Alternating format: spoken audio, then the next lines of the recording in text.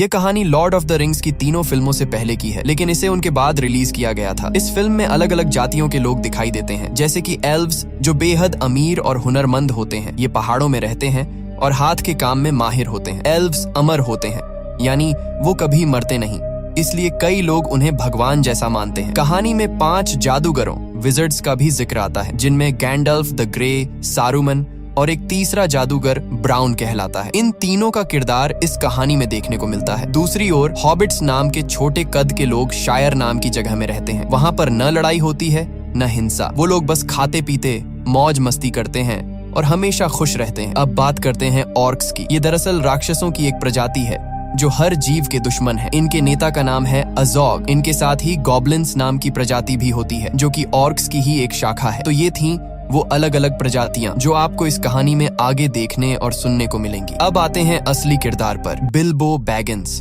जो फ्रोडो का चाचा है। इस कहानी में बताया गया है कि बिल्बो की जिंदगी कैसी थी। कहानी की शुरुआत में उसे 11 साल का दिखाया गया है, जब वो अपनी जिंदगी की सारी बातें एक किताब में लिख रहा होता है ताकि उसका भतीजा फ्रोडो उसे पढ़ सके। इसके बाद कहानी 60 साल पीछे चली जाती है, उस वक्त की जब ड्वार्फ्स यानी बौने लोग पहाड़ों के अंदर अपने खूबसूरत शहरों में रहा करते थे। उनकी दुनिया इतनी शानदार थी कि देखने वालों को स्वर्ग जैसी लगती थी। और उन बौनों के राजा का नाम था थॉरिन ओकेनशील्ड। थोरिन का राजवंश पूरी तरह सुरक्षित था क्योंकि उसके बेटे और पोते दोनों जीवित थे। उस समय बौने लोग ड्वार्व्स दुनिया के सबसे अमीर प्रजाति माने जाते थे, क्योंकि उनके पहाड़ों के अंदर सोने की नदियां बहती थीं। उन्हें वहां हीरे, जवाहरात और कीमती पत्थर मिलते थे और वे इन्हें तराशने में बेहद कुशल कारीगर थे। एक दिन एक बौने को पहाड़ की गहराइयों में एक विशाल हीरा मिला। इस हीरे को हार्ट ऑफ द माउंटेन कहा गया। राजा थ्रोर ने इसे अपनी शाही ताकत और हक का प्रतीक बना दिया और इसका नाम रखा द किंग्स जूवल। कई सालों तक इस राज्य में सब कुछ शांति और समृद्धि से चलता रहा, लेकिन एक दिन उत्तर दिशा से एक भयानक ड्रैगन आ पहुंचा, जिसका नाम था स्माउग। यह ड्रैगन अपने मुंह से आग उगलता था और बेहद क्रूर व लालची था। उसने अपने रास्ते में आने वाले सभी शहरों को जला डाला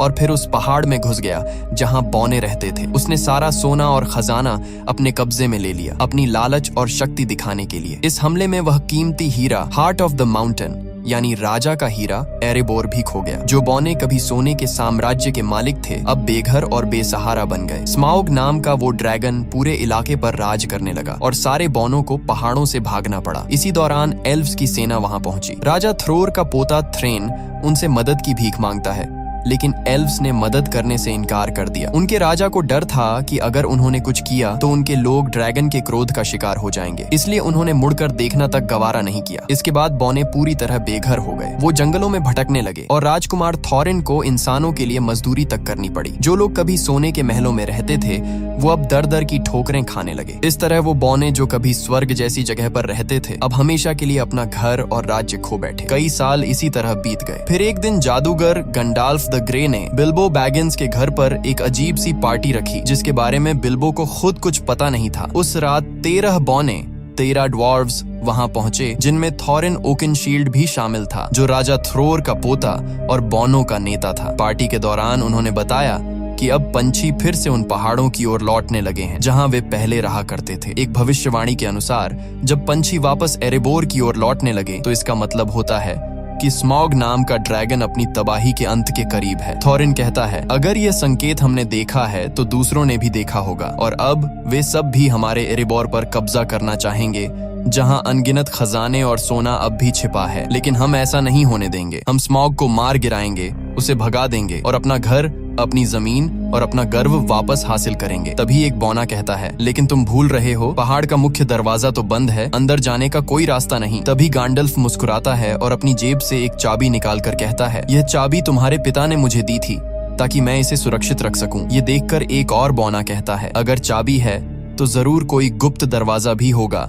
जिससे हम अंदर जा सकते हैं। गैंडल्फ द ग्रे कहता है, हाँ, पहाड़ की दीवारों के पास कुछ पुराने खंडहर हैं जहां से एक गुप्त रास्ता नीचे के कमरों तक जाता है, लेकिन उस दरवाजे को ढूंढना आसान नहीं होगा क्योंकि एरेबोर के दरवाजे हमेशा अदृश्य रहते हैं। इसके बाद गंडाल्फ एक नक्शा मैप निकालता है और कहता है, इस नक्शे में इसका जवाब छिपा है। शायद ये हमें बताए कि वह दरवाजा कहाँ है, लेकिन मुझे इसे पढ़ना नहीं आता। हालांकि मिडिल अर्थ में कुछ लोग हैं जो ऐसे नक्शे को पढ़ सकते हैं और इसके गुप्त संकेतों को समझ सकते हैं। हमें उनकी मदद लेनी होगी। गैंडल्फ आगे कहता है, इस सफर में बिल्बो बैगिंस भी हमारे साथ जाएगा, क्योंकि ड्रैगन स्मॉग बौनों की गंध को पहचानता है लेकिन हॉबिट्स की नहीं। इसलिए जब हमें पहाड़ के अंदर घुसना होगा तो बिल्बो हमारी सबसे बड़ी मदद करेगा। लेकिन बिल्बो डर जाता है। वो कहता है, नहीं, मैं नहीं जाऊंगा, वहां मेरी जान जा सकती है। अगर उस ड्रैगन ने मुंह से आग फेंकी तो मेरी हड्डियां तक पिघल जाएंगी। इसलिए वो साफ साफ मना कर देता है। मगर अगले दिन जब सभी बौने और गैंडल्फ रवाना हो जाते हैं तो बिल्बो को अचानक कुछ महसूस होता है। वो भागता हुआ उनके पीछे जाता है और उनके दिए हुए सहमति पत्र कॉन्ट्रैक्ट पर दस्तखत कर देता है। अब बिल्बो भी उन 13 बौनों की टोली का हिस्सा बन जाता है और सब मिलकर उस जगह की ओर निकल पड़ते हैं जहां ड्रैगन स्मॉग रहता है, यानी एरिबोर की दिशा में। पूरा दिन सफर करने के बाद रात को जब वो एक जगह आराम करने रुकते हैं तो उन्हें एहसास होता है कि चारों तरफ ऑर्क्स राक्षस घूम रहे हैं। तभी एक बुजुर्ग बौना अपनी पुरानी यादें सुनाने लगता है। वो कहता है, जब स्मॉग ने हमारे पहाड़ों पर कब्जा कर लिया था तब हमारे राजा ने अपनी पुरानी नगरी वापस लेने की कोशिश की थी, लेकिन उससे पहले ऑर्क्स की सेना आ पहुंची। उनका नेता बेहद भयानक और शक्तिशाली था। उसका नाम था आजोग। राजा थ्रॉर यानी थॉरिन के दादा ने उससे सीधे लड़ाई की, लेकिन अजोग ने उनका सिर काट दिया। इस सदमे से थॉरिन के पिता थ्रेन पागल हो गए और फिर कभी नहीं मिले। लेकिन थॉरिन ने हार नहीं मानी। उसने अजोग का मुकाबला बिना हथियार के किया और लंबी लड़ाई के बाद अपनी तलवार से अजोग का एक हाथ काट दिया। तब उस दानव को एहसास हुआ कि थॉरिन की नस्ल को मिटाना आसान नहीं है। मगर उस युद्ध में बौनों की पूरी सेना खत्म हो गई और कुछ ही बौने जिंदा बच पाए। फिर वह बौना गर्व से कहता है, उसी दिन मुझे समझ आया कि अगर कोई हमें दोबारा एकजुट कर सकता है तो वो सिर्फ थॉरिन ओकनशील्ड ही है। इसीलिए आज थॉरिन और उसके 12 साथी बौने अपने पहाड़ एरिबोर को वापस पाना चाहते हैं और गैंडल्फ जानता है कि ये उनका हक है, इसीलिए वो पूरी तरह उनके साथ है।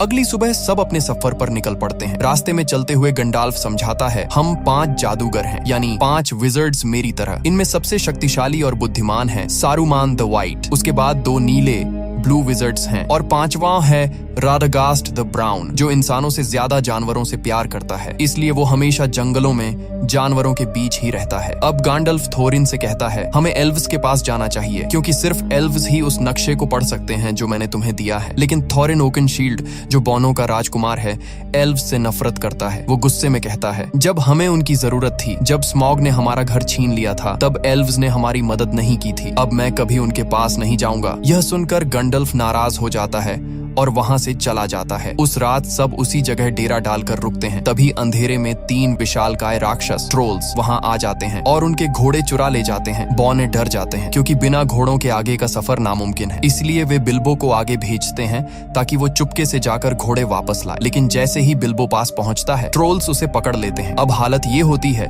कि सभी बौनों को पकड़ लिया जाता है और ट्रोल्स उन्हें आग पर भून कर खाने की तैयारी करने लगते हैं। तभी उनमें से एक ट्रोल कहता है, जल्दी करो, सूरज निकलने वाला है। अगर सूरज की रोशनी हम पर पड़ी तो हम सब पत्थर बन जाएंगे। इसी बीच बिल्बो अपनी चालाकी दिखाता है। वो तीनों ट्रोल्स से बातों में उलझाने लगता है, उन्हें आपस में झगड़वाने लगता है ताकि वक्त निकल जाए। और जैसे ही सुबह की पहली किरणें निकलती हैं, उसी वक्त गैंडल्फ ऊंची चट्टान पर खड़ा होता है। वो अपनी जादुई छड़ी से उस चट्टान पर वार करता है और चट्टान टूटकर 2 हिस्सों में बंट जाती है। उसके पीछे से निकलती हुई सूरज की तेज किरणें सीधी ट्रोल्स पर पड़ती हैं और देखते ही देखते तीनों ट्रोल्स पत्थर बन जाते हैं। इस तरह बिल्बो की समझदारी और गैंडल्फ के जादू से सारे बौने बच जाते हैं और उनका सफर फिर से जारी होता है।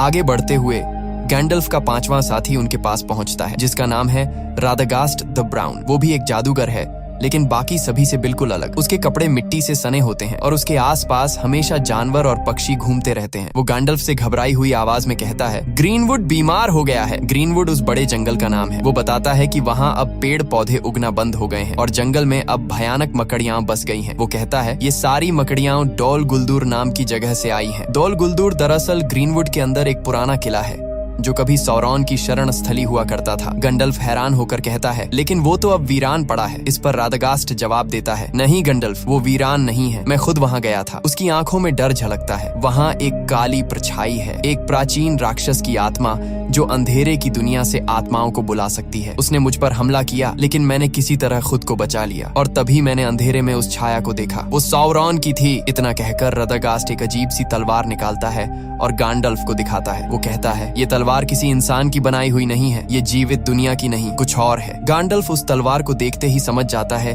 कि रदागस्ट सच कह रहा है। अंधकार फिर से लौट आया है। उसी वक्त आसमान से भेड़ियों की डरावनी हुआ सुनाई देती है। गांडल्फ चौंक जाता है। ये वॉर्ग्स हैं। असल में ये भेड़िए नहीं, बल्कि ऑर्क्स के शिकारी जानवर हैं जो उन्हें मारने और पकड़ने के लिए पीछा कर रहे थे। रादागास्ट तुरंत कहता है, मैं उन्हें अपनी तरफ खींच लूंगा, तुम सब भाग जाओ। वो अपनी जादुई स्लेज पर सवार होता है जो खरगोशों से खींची जाती है और ऑर्क्स और वॉर्ग्स उसका पीछा करने लगते हैं। इधर गैंडल्फ और बाकी बौने भागते हुए जमीन के नीचे बने एक सुरंग में घुस जाते हैं। पीछे से वॉर्ग्स उन पर झपटने ही वाले होते हैं, लेकिन वो सब किसी तरह सुरंग के अंदर गायब हो जाते हैं और फिलहाल के लिए अपनी जान बचा लेते हैं। तभी अचानक वहाँ एल्व्स आ पहुँचते हैं, तेज, खूबसूरत और बेहद घातक। कुछ ही पलों में वो सारे ऑर्क्स को खत्म कर देते हैं। इस लड़ाई से बचते हुए बौने, गैंडाल्फ और बिल्बो एक अंधेरी गुफा से निकलकर पहुँचते हैं एक जादुई और रहस्यमयी जगह, रिवेंडेल यानी एल्व्स की धरती। यही वो जगह थी जहां जाने का बिल्बो बैगिंस हमेशा से सपना देखता था, लेकिन थोरिन को वहां जाना बिल्कुल पसंद नहीं था। वो एल्व्स से नफरत करता था क्योंकि जब उसके कबीले को उनकी सबसे ज्यादा जरूरत थी तब एल्व्स ने मदद करने से इनकार कर दिया था। फिर भी गैंडाल्फ की मनाने पर थोरिन और बाकी बौने वहां जाने के लिए तैयार हो जाते हैं। एल्व्स उनका स्वागत करते हैं और उसी वक्त गैंडाल्फ थोरिन से कहता है कि वो नक्शा उसे दे दे ताकि वो इसे एलरॉन्ड यानी एल्व्स के राजा को दिखा सके। थोरिन पहले तो हिचकिचाता है, लेकिन आखिरकार मान जाता है। जब एलरॉन्ड नक्शे को ध्यान से देखता है तो उसे उसमें एक गुप्त संदेश दिखाई देता है। वो बताता है कि ड्यूरिन डे पर तुम्हें ग्रे स्टोन के पास खड़ा होना होगा और वहीं से तुम्हें वो गुप्त दरवाजा दिखाई देगा जो केवल एक खास चाबी से ही खुलेगा। वो आगे समझाता है कि ड्यूरिन डे वो दिन होता है जब पतझड़ का आखिरी चांद और सर्दी का पहला सूरज एक साथ दिखाई देते हैं और वो दिन बहुत जल्द आने वाला है। लेकिन एलरॉन्ड उन्हें चेतावनी देता है, तुम ही अकेले नहीं हो जो उस जगह पर नजर रखे हुए हो, बहुत से लोग वहां पहुंचने की कोशिश कर रहे हैं। और तभी वहां प्रकट होता है एक और शक्तिशाली जादूगर, सारूमन द व्हाइट, जो ताकत में गैंडाल्फ के बराबर है। सारूमन गैंडाल्फ से कहता है, हमें उन पहाड़ी रास्तों पर नहीं जाना चाहिए जहां ड्रैगन स्मॉग सो रहा है,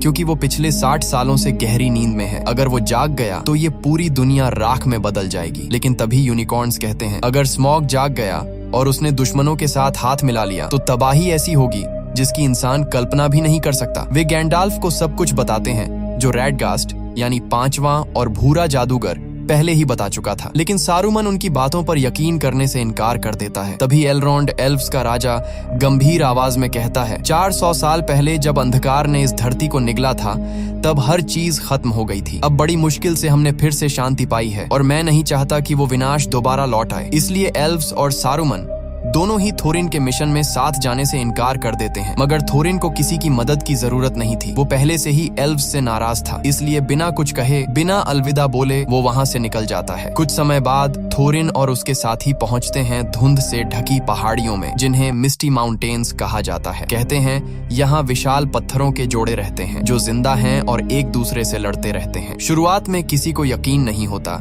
लेकिन अचानक पूरी घाटी हिलने लगती है, आसमान गूंज उठता है और सामने दिखते हैं वो विशाल पत्थर जो सचमुच एक दूसरे पर हमला कर रहे थे। उनकी टक्कर से पूरी धरती कांप उठती है और थोरिन का दल अपनी जान बचाने के लिए भागने लगता है। कोई और रास्ता न देखकर वे पहाड़ों की गुफाओं में छिप जाते हैं, लेकिन जैसे ही वे अंदर जाते हैं उन पर हमला कर देते हैं गॉब्लिन्स, डरावने, कुरूप और खून के प्यासे जीव। वे सारे बौनों को पकड़ लेते हैं और गहराई में ले जाते हैं। उधर दूसरी तरफ दिखाया जाता है कि ऑर्क्स और उनके निर्दयी नेता एजॉग, जो कभी थोरिन के हाथों अपनी बाह गंवा चुका था, अब गुस्से से पागल हो चुका है। वो दहाड़ते हुए अपने सैनिकों को आदेश देता है, थोरिन को ढूंढो और उसका सर मेरे सामने लाओ। थोरिन सोचता है कि एजॉग मर चुका है, लेकिन हकीकत में वो जिंदा है और अब उसकी आंखों में सिर्फ एक ही जुनून जल रहा है, थोरिन और उसके पूरे कबीले का सफाया करने का। थोरिन और बाकी सारे बौने अब ऑर्क्स के हाथों में कैद थे। तभी गॉब्लिन्स का राजा हंसते हुए कहता है, कोई है जो तुम्हें ढूंढ रहा है, कोई जो तुम्हें मारना चाहता है, उसका नाम है एजॉग। वो अपने एक आदमी को भेजता है ताकि एजॉग से सौदा किया जा सके, थोरिन और उसके साथियों की मौत के बदले इनाम के लिए। अब ये 13 बौने पूरी तरह गॉब्लिन्स की कैद में थे, लेकिन उनके साथ बिल्बो बैगिंस नहीं था। दरअसल जब गॉब्लिन्स ने उन सब पर हमला किया था, उसी अफरा तफरी में बिल्बो नीचे अंधेरी खाई में गिर पड़ा। वो इतनी गहराई में जा गिरा जहां रोशनी का नामो निशान नहीं था, एक ऐसी जगह जिसे अंडरवर्ल्ड कहा जाता है। वहीं उसके साथ एक गॉब्लिन भी नीचे गिरता है। दोनों बेहोश पड़े होते हैं। तभी अंधेरे में एक डरावना, पतला, चमकती आंखों वाला जीव आता है, गॉलम। गॉलम यहाँ अंधेरे झीलों के बीच रहता है मछलियां और गॉब्लिन्स खाकर जिंदा रहता है। उसके पास एक रहस्यमयी अंगूठी है, वो अंगूठी जिसमें अपार ताकत छिपी है। जब वो बेहोश गॉब्लिन को देखता है तो उसे घसीटकर ले जाने लगता है, लेकिन तभी गॉब्लिन होश में आ जाता है। गोलम गुस्से में एक पत्थर उठाता है और उस पर हमला कर देता है, और उसी झगड़े के दौरान वो अंगूठी, उसकी सबसे कीमती चीज, उसके जेब से गिर जाती है। दूर कोने में छिपा बिल्बो ये सब देख रहा होता है। वो धीरे से आगे बढ़ता है और वो अंगूठी उठाकर अपनी जेब में रख लेता है। उसे पता नहीं था कि उसने अभी अभी पूरी दुनिया की किस्मत अपने हाथों में ले ली है, लेकिन अब बिल्बो के सामने नई मुसीबत थी। इस अंधेरी जगह से निकलने का रास्ता उसे मालूम नहीं था। तभी सामने से वही डरावना गोलम आता है। उसकी आंखों में खून उतर आया था। वो बिल्बो को देखकर गुर्राता है और कहता है, माय प्रेशस, तू यहाँ क्या कर रहा है? वो बिल्बो को मार डालना चाहता है, लेकिन बिल्बो हिम्मत दिखाता है और कहता है, ठहरो, चलो एक खेल खेलते हैं। अगर मैं तुम्हारे सारे पहेलियों के सही जवाब दे दूं और तुम मेरी पहेली न सुलझा सको तो तुम मुझे बाहर का रास्ता दिखाओगे। गोलम मुस्कुराता है और शुरू होता है पहेलियों का खेल। मौत और आजादी के बीच एक खतरनाक दांव। दोनों एक दूसरे से अजीब सवाल पूछते हैं। हवा, आग, पहाड़, वक्त और अंधकार पर पहेलियां। एक एक करके बिल्बो सबके जवाब दे देता है, और आखिर में जब बिल्बो की बारी आती है वो धीमे से कहता है, बताओ मेरी जेब में क्या है? गोलम हैरान रह जाता है। वो 3 बार कोशिश करता है, लेकिन हर बार नाकाम होता है, और अब शर्त के मुताबिक उसे बिल्बो को बाहर का रास्ता दिखाना था। पर तभी उसे एहसास होता है कि उसकी प्रेशस यानी वो अंगूठी गायब है। उसकी आंखों में पागलपन उतर आता है। वो गुर्राते हुए चिल्लाता है, वो इसे ले गया, वो चोर इसे ले गया। बिल्बो समझ जाता है कि मामला बहुत खतरनाक हो गया है। वो अंधेरे में भागता है, पत्थरों पर फिसलता हुआ, और अचानक गिर पड़ता है। उसी पल उसकी जेब से अंगूठी निकलकर हवा में उछल जाती है। बिल्बो उसे पकड़ने की कोशिश करता है और वो सीधे उसके उंगली में जा फंसती है, और अगले ही पल बिल्बो गायब हो जाता है। गोलम उसे नहीं देख पाता, बस उसकी आवाज सुनाई देती है। तभी बिल्बो समझता है ये कोई साधारण अंगूठी नहीं है, ये पहनने वाले को पूरी तरह अदृश्य बना देती है। उधर ऊपर दिखाया जाता है कि गैंडाल्फ ठीक उसी वक्त वहां पहुंच चुका होता है जहां सारे बौने गॉब्लिन्स के कैदी बने हुए थे। वो अपनी जादुई शक्ति से हमला करता है और शुरू हो जाती है एक भयंकर लड़ाई। गॉब्लिन्स का राजा, एक विशालकाय भयानक जीव, गर्जना करता है, लेकिन गैंडाल्फ अपनी तलवार से उसका सिर काट देता है। धुएं और आग के बीच सारे बौने आजाद होकर भागते हैं और आखिरकार पहाड़ों के रास्तों से बाहर निकल आते हैं। वहीं दूसरी तरफ बिल्बो धीरे धीरे अंधेरे से बाहर निकलता है, लेकिन गोलम उसके रास्ते में आ जाता है। उसकी आंखों में पागलपन और नफरत झलक रही होती है। बिल्बो चुपचाप तलवार निकालता है। वो गोलम को मार सकता था, पर उसी पल वो रुक जाता है। उसे उस जीव पर दया आ जाती है जो अपनी लालच और तन्हाई में खुद ही कैद हो गया था। बिल्बो उसे मारे बिना उसके ऊपर से छलांग लगाता है और भाग निकलता है। गोलम उसकी चीखती आवाज के साथ गुफा में गूंज उठता है, वो चोर, उसने मेरी प्रेशस चुरा ली। और उसी पल से गोलम के दिल में जल उठती है बिल्बो के लिए नफरत की आग। बाहर निकलने पर बिल्बो की मुलाकात थोरिन और बाकी बौनों से होती है। सब उसे देखकर हैरान रह जाते हैं, वो कैसे बच निकला। लेकिन उनकी राहत ज्यादा देर नहीं टिकती, क्योंकि तभी अचानक आसमान से आवाजें आने लगती हैं। एजोग और उसकी ऑर्क्स की फौज वहां पहुंच चुकी होती है। वो विशालकाय भेड़ियों, वॉर्ग्स पर सवार होकर हमला करते हैं। बौने अपनी जान बचाने के लिए भागते हैं और एक ऊंची चट्टान तक पहुंच जाते हैं। आगे रास्ता खत्म, पीछे मौत। गैंडाल्फ तुरंत सबको आदेश देता है, पेड़ों पर चढ़ो। सब तेजी से ऊपर चढ़ते हैं, लेकिन वॉर्ग्स नीचे से छलांग लगाकर पेड़ों को हिलाने लगते हैं। हवा में डर और चीखें भर जाती हैं। गैंडाल्फ अपनी छड़ी उठाता है और एक शक्तिशाली मंत्र बोलता है, नार फायर। अचानक आग भड़क उठती है और वो जलते हुए पाइन कोन नीचे फेंकता है। आग की लपटें भेड़ियों को घेर लेती हैं। कई ऑर्क्स जलकर गिर पड़ते हैं। आसमान में धुआं उठ रहा था। नीचे मौत थी और ऊपर टहनियों पर लटके थे थोरिन, बिल्बो और बाकी सारे बौने। और तभी कुछ ऐसा होने वाला था जो उनके भाग्य की दिशा हमेशा के लिए बदल देता। थोरिन और अजोग का आमना सामना फिर से होता है। थोरिन जैसे ही अजोग को देखता है, उसके गुस्से की कोई हद नहीं रहती, क्योंकि अजोग ने ही उसके दादा का सिर कलम किया था। वो गुस्से में अपनी तलवार निकालकर उस पर टूट पड़ता है, लेकिन अजोग बहुत ताकतवर होता है। उसका भेड़िया थोरिन को मुंह में दबोचकर जोर से फेंक देता है। अजोग अपने सैनिकों से कहता है कि थोरिन का सिर काट दो। तभी जब उसका आदमी तलवार उठाता है, बिल्बो बैगिंस उस पर हमला कर देता है, लेकिन बिल्बो इतने बड़े राक्षसों से मुकाबला नहीं कर सकता। उसके सामने 4 ऑर्क्स अपने अपने विशाल भेड़ियों पर सवार होकर उसकी ओर बढ़ रहे होते हैं ताकि उसे मार सकें। तभी बाकी बौने पेड़ों से नीचे उतरते हैं और उन पर हमला कर देते हैं, लेकिन ये ऑर्क्स बहुत ताकतवर होते हैं और बौनों के लिए उनका सामना करना मुश्किल पड़ता है। तभी आसमान से विशाल ईगल्स, गरुड़ जैसे विशाल पक्षी उतरते हैं। ये ईगल्स ऑर्क्स पर टूट पड़ते हैं, उन्हें अपनी तेज पंजों में पकड़कर हवा में उठा ले जाते हैं और नीचे गिरा देते हैं। इस तरह बिल्बो बैगिंस, थोरिन और बाकी सभी की जान बच जाती है। इन ईगल्स को यहाँ भेजा था गैलाड्रियल ने, जो एक एल्फ होती है और गैंडाल्फ पर पूरी तरह भरोसा करती है। उसे पूरा यकीन होता है कि गैंडाल्फ जो कह रहा है वो सच है और बिल्कुल सही है, इसलिए उसने मदद भेजी थी। ईगल्स सबको उठाकर दूर सुरक्षित जगह ले जाते हैं, जबकि नीचे अजोग और उसके बाकी सैनिक गुस्से में उन्हें जाता हुआ देखते रह जाते हैं।